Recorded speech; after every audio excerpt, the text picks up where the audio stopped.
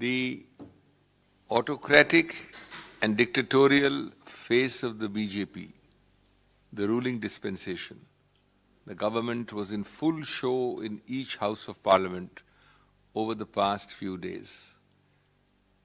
It was on show in the most brazen, undemocratic and unparliamentary expunction of several of Shri Rahul Gandhi's remarks, several of the LOP Shri Mallikarjun Kharge's remarks, some of the remarks of Mr. Jairam Ramesh, followed of course by the suspension on Friday of Ms. Rajni Patil.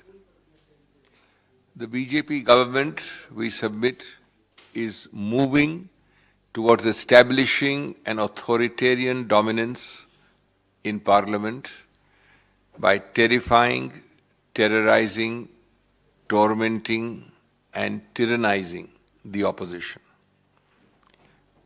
Instead of wanting to run Parliament through consensus, collaboration and concordance, they are wanting chaos, clash and conflict.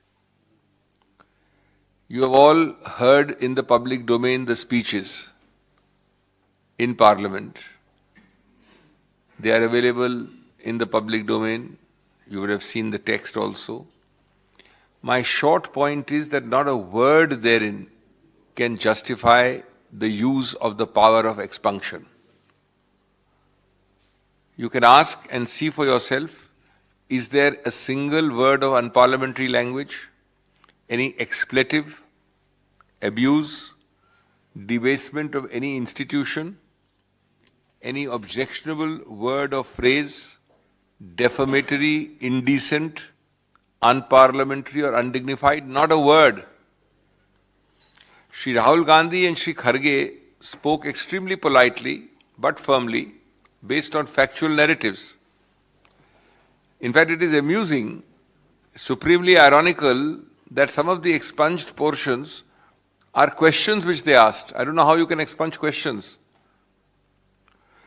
The Honorable Speaker and the Honorable Chairperson of the two houses respectively are constitutional office holders.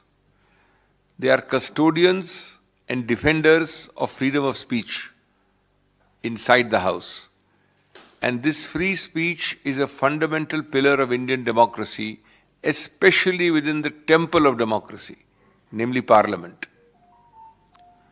Without a robust shield provided by the presiding officers of each house, the spirit of healthy parliamentary discussion and debate will perish. Freedom of speech is the foundation of our constitution, and it is much more so within the legislature, where it is a protected species, specially protected. There are constitutional articles about it. Each one of us has to defend the right of free speech within Parliament.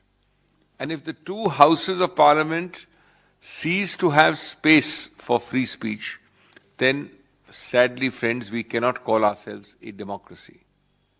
Unless free, frank and fearless discussion is allowed within the two houses, democracy and the whole principle of free speech is irreversibly imperiled.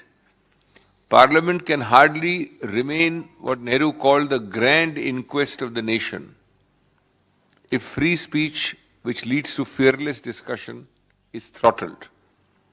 Expunction is not justified by any of the relevant rules applicable.